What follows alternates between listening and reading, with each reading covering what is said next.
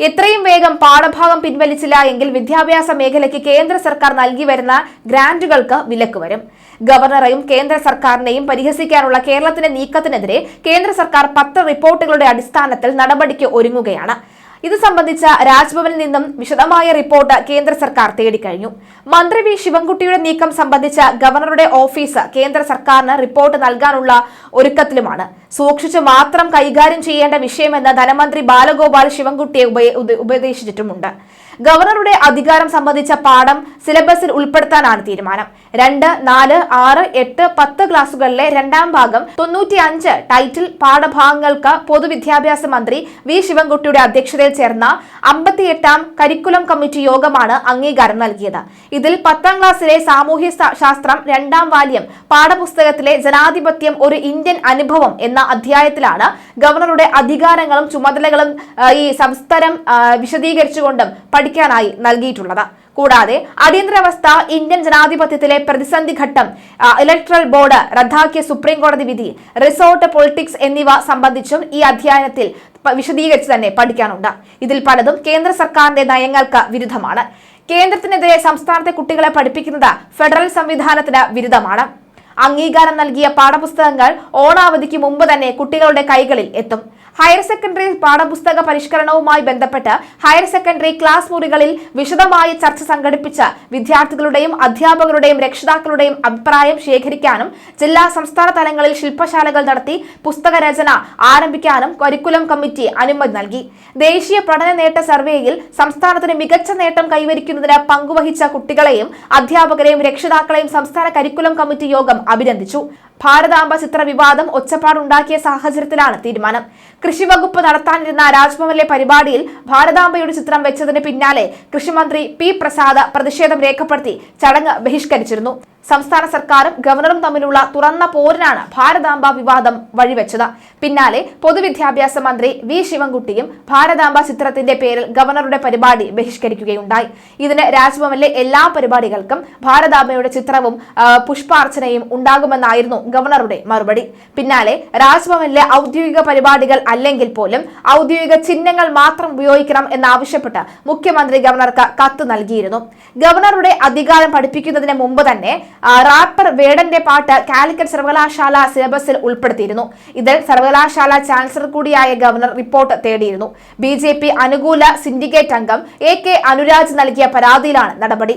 ലഹരി ഉപയോഗിച്ചു എന്ന പരാതികൾ ഉയർന്നിട്ടുള്ള വേടന്റെ പാട്ട് പാഠ്യപദ്ധതിയിൽ ഉൾപ്പെടുത്തുന്നത് തെറ്റായ സന്ദേശം നൽകുമെന്നാണ് സിൻഡിക്കേറ്റ് അംഗത്തിന്റെ പരാതി. തീരുമാനം പിൻവലിക്കണമെന്ന് ആവശ്യപ്പെട്ട് AK അനുരാജ് നേരത്തെ വൈസ് ചാൻസലർ ഡോക്ടർ P രവീന്ദ്രന് കത്ത് നൽകിയിരുന്നു. കഞ്ചാവ് പോലെയുള്ള ലഹരി വസ്തുക്കളും മദ്യവും ഉപയോഗിക്കുന്ന ആളാണ് താനെന്നും വരും തലമുറയ്ക്ക് തെറ്റായ മാതൃകയാണ് എന്ന് സ്വയം സമ്മതിച്ച ആളാണ് വേടൻ.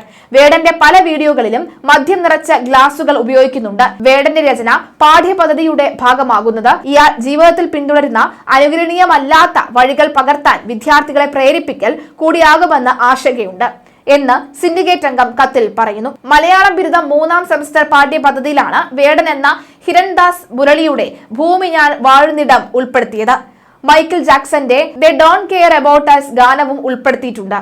ഗവർണറുടെ കൂലിത്തല്ലുകാരനെ പോലെയാണ് വൈസ് ചാൻസലർ പ്രവർത്തിക്കുന്നത് എന്ന് വിദ്യാഭ്യാസ വകുപ്പ് മന്ത്രി വി ശിവൻകുട്ടി പറഞ്ഞിരുന്നു. അത്തരത്തിലുള്ള ഒരു ചട്ടമ്പിത്തരവും അംഗീകരിച്ചു കൊടുക്കാൻ തയ്യാറല്ല എന്നും ഇത് കേരളമാണെന്നും മന്ത്രി പറഞ്ഞു.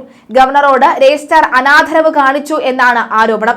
യഥാർത്ഥത്തിൽ ഗവർണർ സർവകലാശാല ചട്ടങ്ങളോട് അനാദരവ് കാണിക്കുകയാണ് ഉണ്ടായത്. ഭരണഘടനാ പദവിയിലിരിക്കുന്ന ഒരാൾ സ്ഥിരം നിയമലംഘനങ്ങൾ ആകുന്നു എന്ന് ആരെങ്കിലും വിമർശിച്ചാൽ തെറ്റു പറയാനാവില്ല. ചട്ടലംഘനം നടത്തിയതിനാൽ പരിപാടി റദ്ദാക്കി എറിഞ്ഞിട്ടും പരിപാടിയിൽ പങ്കെടുത്ത ഗവർണർ ഗുരുതര ചട്ടലംഘനമാണ് നടത്തിയിരിക്കുന്നത് എന്ന് പറയുകയും ചെയ്തു. ഇന്ത്യൻ BJP വിരുദ്ധ സർക്കാരുള്ള എല്ലാ സംസ്ഥാനങ്ങളിലെയും ഗവർണർമാർ RSSന്റെയും BJPയുടെയും ദേശീയ നേതാക്കളുടെ നിർദ്ദേശം അനുസരിച്ചാണ് പ്രവർത്തിക്കുന്നത്. ഗവർണർമാർ സംസ്ഥാന ഭരണത്തെ വെല്ലുവിളിക്കുകയും അട്ടിമറിക്കുകയും അവരുടെ പാരലൽ ഭരണ സംവിധാനം കൊണ്ടുവരികയും ചെയ്യുന്നത് BJP സർക്കാർ അധികാരത്തിൽ വന്നതിന് ശേഷമാണ് ഉണ്ടായത്.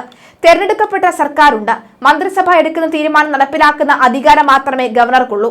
മന്ത്രി വി ശിവൻകുട്ടി പറഞ്ഞ വാക്കുകളായിരുന്നു ഇത്. നിലവിലെ ഗവർണർ പ്ലാൻ ചെയ്ത ടൈം ടേബിൾ ഇട്ട് പോകുകയാണ്. ആരിഫ് മുഹമ്മദ് ഖാനെ കുറിച്ച് പ്രചാരണത്തിന് വേണ്ടിയായിരുന്നു. കേരളം പിടിച്ചെടുക്കാമെന്ന മട്ടിലാണ് നിലവിലെ ഗവർണർ ഇറങ്ങിയിരിക്കുന്നതെന്നും മന്ത്രി പറഞ്ഞു. എപ്പോഴും കേരളം ഇതിനെ പ്രതിരോധിച്ചിട്ടുണ്ടെന്നും അതിന്റെ ഫലമായാണ് ആകെ ഉണ്ടായിരുന്ന BJPയുടെ അക്കൗണ്ട് ക്ലോസ് ചെയ്തതെന്നും മന്ത്രി പറയുന്നു. അനുദിനം വഷളായി വരുന്ന ഗവർണറുമായുള്ള പോരിലേക്ക് കൂടുതൽ എണ്ണ കോരി ഒഴിക്കലായിരുന്നു സർക്കാർ ചെയ്തത്. നിക്ഷിപ്ത താൽപര്യങ്ങൾക്ക് വഴങ്ങാത്തതാണ് മുൻ ഗവർണറുമായുള്ള ഏറ്റുമുട്ടലിന് വഴിയൊരുക്കുന്നത്. വൈദേശിക പ്രത്യയശാസ്ത്രത്തിന്റെ വർഗശത്രു നിലപാടുകളാണ് ഭരണതലത്തിലെന്നും അതിന്റെ കെടുതിയിലാണ് ക്യാമ്പസിൽ മുതൽ കണ്ണൂരിലെ ചരിത്ര കോൺഗ്രസിൽ വരെ ഉണ്ടായ അനിഷ്ട സംഭവങ്ങൾക്ക് കാരണമെന്നും കൂടി വ്യാഖ്യാനിച്ച വിവാദത്തെ അന്നത്തെ ഗവർണർ തീർത്തും രാഷ്ട്രീയവൽക്കരിച്ചിരുന്നു.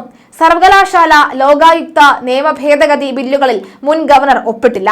ഗവർണറുടെ അധികാര പരിധിയിൽ നിയമത്തിനും കീഴ്വഴക്കങ്ങൾക്കും വിരുദ്ധമായി മുഖ്യമന്ത്രി ഇടപെട്ടെന്നും കണ്ണൂർ VC നിയമനത്തിൽ തന്റെ ഇംഗിതം നടപ്പാക്കാൻ രാജ്ഭവൻ നേരിട്ടെത്തി സമ്മർദ്ദത്തിൽ ഉണ്ടായെന്നും മുൻ ഗവർണർ ആരോപിച്ചു. RSS തലവനെ അങ്ങോട്ട് ചെന്ന് കണ്ടതിനെ ന്യായീകരിച്ചും സംഘപരിവാറിന്റെ രാഷ്ട്രീയ നിലപാടിനെ പ്രകീർത്തിച്ചും സ്വന്തം രാഷ്ട്രീയ ചായ്വുകൾ ഗവർണർ കൃത്യമായി തന്നെ വെളിപ്പെടുത്തുകയും ചെയ്തു. ഇതേ രീതി തന്നെയാണ് ഇപ്പോഴും നടക്കുന്നത്. കണ്ണൂർ സർവകലാശാലയിലെ വൈസ് ചാൻസലർ നിയമനവുമായി ബന്ധപ്പെട്ടാണ് ഗവർണർ ആരിഫ് മുഹമ്മദ് ഖാൻ സർക്കാർ പോര് കടുപ്പിച്ചത്. പിന്നീട് സർവകലാശാലയിലെ ബന്ധു നിയമനം, മന്ത്രിമാരുടെ പേഴ്സണൽ സ്റ്റാഫിനെ അതിരുവിട്ട നിയമന രീതി, ഗവർണറുടെയും ലോകായുക്തയുടെയും ചിറകരിയുന്നതടക്കമുള്ള ഭേദഗതി ബില്ലുകളിന്മേലുള്ള തർക്കങ്ങൾ എന്നിവയിലൂടെ അത് കൂടുതൽ രൂക്ഷമാവുകയായിരുന്നു. ഇടക്കാലത്ത് ഇരു വിഭാഗവും അനുരഞ്ജന വഴിയിലേക്ക് നീങ്ങിയെന്ന് തോന്നിയെങ്കിലും പിന്നെയും കാര്യങ്ങൾ പഴയപടി തന്നെയാണ്. ഗവർണർ പതിവ് രീതികളിൽ നിന്ന് വിട്ട് സജീവ രാഷ്ട്രീയ ചർച്ചകളിലേക്കും സർക്കാർ വിമർശനങ്ങളിലേക്കും നീങ്ങുമ്പോഴും ഭരണഘടനാ പദവിയുടെ അന്തസ്സ് പരിഗണിച്ച് നിസ്സംഗതയുടെയും ഒഴിഞ്ഞുമാറ്റത്തിന്റെയും സമീപനമായിരുന്നു മുഖ്യമന്ത്രി സ്വീകരിച്ചിരുന്നത്. എന്നാൽ നിയമസഭ പാസാക്കിയ ബില്ലുകൾക്ക് അംഗീകാരം നൽകാതെ വെച്ചു താമസിപ്പിച്ച ഗവർണർ മുഖ്യമന്ത്രിക്കും സർക്കാരിനുമെതിരെ ആഞ്ഞടിച്ച രംഗത്തെത്തിയതോടുകൂടി മുഖ്യമന്ത്രിയും ഭരണകക്ഷി മുന്നണി നേതാക്കളും പ്രതിരോധത്തിന് കച്ചുമുറുക്കി. അതിനു പിറകെയാണ് മുൻ ഗവർണർ നിരന്തരം വാർത്താ സമ്മേളനം വിളിച്ച് തനിക്കുള്ളതെല്ലാം വെട്ടി തുറന്നു പറഞ്ഞത്. കണ്ണൂരിൽ തനിക്കെതിരെ ആക്രമണം ഉണ്ടായപ്പോൾ സാഹസിക നിലപാട് സ്വീകരിക്കുകയായിരുന്നു അദ്ദേഹം. എന്തായാലും നിലവിൽ വിപുല അധികാരങ്ങൾ ഉണ്ടായിരുന്ന കോളനി വാഴ്ച കാലത്തേതിൽ നിന്ന് ഭിന്നമായി സംസ്ഥാന സർക്കാരിന് സഹായിയായും മാർഗനിർദ്ദേശം നൽകിയും കക്ഷി രാഷ്ട്രീയത്തിൽ നിന്ന് ഒഴിഞ്ഞ രാഷ്ട്രപതിയുടെ അഥവാ കേന്ദ്രത്തിന്റെ പ്രതിനിധി എന്നാണ് ഭരണഘടനാ നിർമ്മാണ വേളയിൽ ഗവർണർ പദവിക്ക് കൽപ്പിച്ചിരിക്കുന്നത്. അധികാരങ്ങളുടെ കാര്യത്തിൽ ഭരണഘടന കൃത്യമായി തീർപ്പ് പറഞ്ഞിട്ടില്ല എന്നിരിക്കെ ഭരണ നിർവഹണത്തിന് സൗന്ദര്യവും പ്രദാനം ചെയ്യുകയാണ് ഗവർണർ പദവിയുടെ ധർമ്മമെന്ന് CPM പറയുന്നു. ആരിഫ് മുഹമ്മദ് ഖാനിൽ നിന്നും ആർലേക്കറിനുള്ള പ്രധാന വ്യത്യാസം പുതിയ ഗവർണർക്ക് സംസാരത്തെക്കാൾ പ്രധാനം പ്രവൃത്തിയാണ് എന്നത് മാത്രമാണ്.